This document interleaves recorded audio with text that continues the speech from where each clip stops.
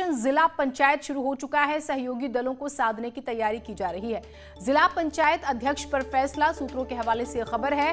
अपना दल को मिलेंगी 2 सीटें क्योंकि अपना दल का परफॉर्मेंस बहुत अच्छा रहा, ये भी आपने देखा। और जौनपुर मिर्जापुर पर बन सकती है सहमति। बाकी 73 जिलों में बीजेपी उतारेगी उम्मीदवार, ये कहा जा रहा है। इन 2 जगहों को छोड़ दे, जौनपुर और मिर्जापुर को, तो बाकी की जगहों पर बीजेपी अपने उम्मीदवार उतारेगी। तो अपना दल को 2 सीटों का जिक्र हो रहा है। पिछले दिनों भी काफी एक्टिव नजर आती हैं अपना दल की नेता, और अब जो है चर्चा भी ऐसी हो रही है। तो जिला पंचायत मिशन में बीजेपी जुटी हुई है, और जो अभी जानकारी आ रही है वो ये कि सहयोगी दलों को साधने की पूरी तैयारी हो रही है। तमाम जो छोटे छोटे दल हैं उनसे बातचीत हो रही है, मुलाकातें हो रही हैं और अपने पक्ष में करने की कोशिशें।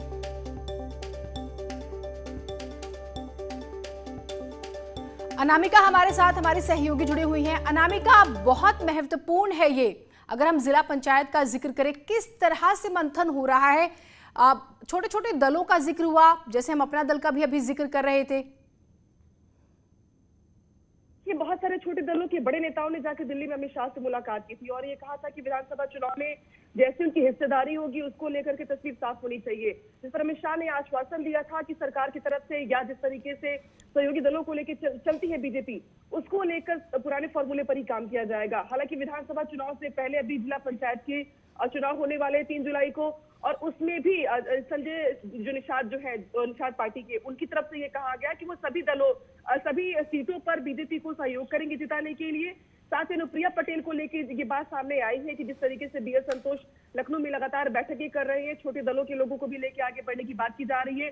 तो जिस तरीके से यहाँ के नेताओं से उनकी बातचीत हुई, सुनील बंसल से बात हुई है, स्वतंत्र देव सिंह से बात हुई है, तो संगठन से बातचीत के आधार पर जो अब तक फैसला किया गया है, सूत्रों के मुताबिक 2 सीटों पर सहयोग देने की बात की गई है। यानी कि 2 सीटें जो होंगी वो अपना दल को दी जाएंगी, जिसमें ये माना जा रहा है कि मिर्जापुर, जहां से सांसद भी अनुप्रिया पटेल, और जौनपुर की एक सीट पूर्वांचल की, ये 2 सीटें कम से कम अपना दल को देने पर बात चल रही है और ये माना जा रहा है कि इस पर सहमति भी बन गई लगभग। अनामिका, एक और बहुत महत्वपूर्ण बात रहेगी, जैसे अनुप्रिया पटेल का जिक्र करें, जब बार बार कैबिनेट विस्तार की बात होती है सेंटर में, अगर चर्चा उठती है तो ये कहा जाता है कि शायद उन्हें भी कोई जगह दी जाए।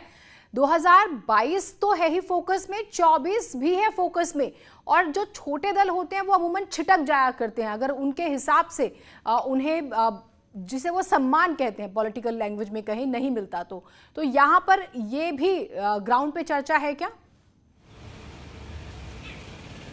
देखिए, अनुप्रिया पटेल जब पिछले दिनों में शाह से मुलाकात करने गई थी तो उन्होंने बहुत सारे मुद्दों पर बात की थी। उन्होंने ये कहा था कि विधानसभा चुनाव में उनको कितनी सीटें दी जाएंगी, इसको लेके बात हो। हालांकि उसके पहले ये भी कहा गया कि अनुप्रिया पटेल काफी समय से इस बात के इंतजार में है कि उन्हें मंत्रिमंडल में फिर से शामिल किया जाए।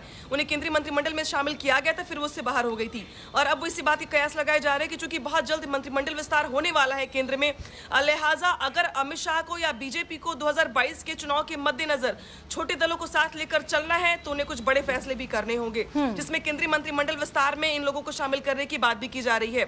बेशक अभी तक जो खबरें सामने आ रही हैं, पॉजिटिव रिस्पांस मिल रहा है छोटे दलों की ओर से भी, क्योंकि अनुप्रिया पटेल से मुलाकात के बाद अमित शाह ने जिस तरीके का आश्वासन दिया है, उसके बाद जिला पंचायत के चुनाव में 2 सीटें देना, इसके बाद 2022 के चुनाव में उनको सहयोग देना, कोई इसमें हैरानी की बात नहीं कि अनुप्रिया पटेल को शामिल कर लिया जाए मंत्रिमंडल विस्तार के दौरान, उनके पति को मंत्रिमंडल विस्तार में शामिल किया जाए यूपी के। जी बिल्कुल, तो जिला पंचायत किस बहाने आप इसे समझ सकते हैं, 2022 भी जहन में है, 24 भी जहन। बहुत शुक्रिया आपका अनामिका, अपडेट्स हम आपसे लेते रहेंगे। तो कुछ दिलचस्प जो है इससे जुड़ी भी जानकारियां आ रही हैं। मेडिकल ऑक्सीजन की कमी दूर होगी, 31 जुलाई तक लगेंगे 431 नए प्लांट। दूसरी लहर के दौरान 533 प्लांट मंजूर हुए, फिलहाल 102 प्लांट काम कर रहे हैं, बाकी 431 प्लांट जल्द खोलने की तैयारी है। राज्य में ऑक्सीजन की कमी दूर हो जाएगी, ये माना जा रहा है। बार बार आप एक बात ध्यान में रखिए कि मुख्यमंत्री साफ तौर पर कहते हैं कि हम तीसरी लहर से लड़ने के लिए तैयारियां कर रहे हैं, और ये माना जा रहा है कि कुछ एक कमियां जो रह गई थी दूसरी लहर में, और वो किसी भी सूरत में तीसरी लहर में तो देखने को नहीं मिलेगी, और ये बड़े पैमाने पर तैयारियां उसी से जुड़ी मानी जा रही है। तो मेडिकल ऑक्सीजन की कमी जो है वो दूर हो जाएगी। 31 जुलाई तक 431 नए प्लांट लगेंगे, और दूसरी लहर के दौरान 533 प्लांट जो थे उनको मंजूरी मिली थी, फिलहाल 102 प्लांट काम कर रहे हैं। तो 431 प्लांट खुल जाते हैं तो काफी बड़ी राहत होगी लोगों के लिए, किसी भी तरह की अगर इमरजेंसी होती है तो उस सूरत में।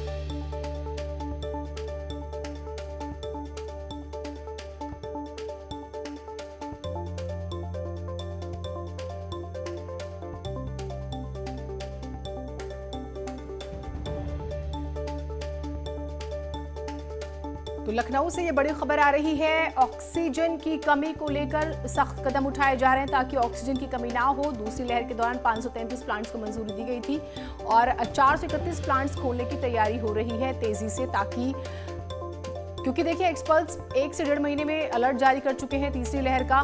तो कोशिश यही है कि हमें उस दौरान या अभी भी जो लोगों को दिक्कतें हुई थी पिछले दिनों, उस तरह की दिक्कत का सामना ना करना पड़े और दूसरे राज्यों पर जो ऑक्सीजन को लेकर निर्भरता है वो ना हो।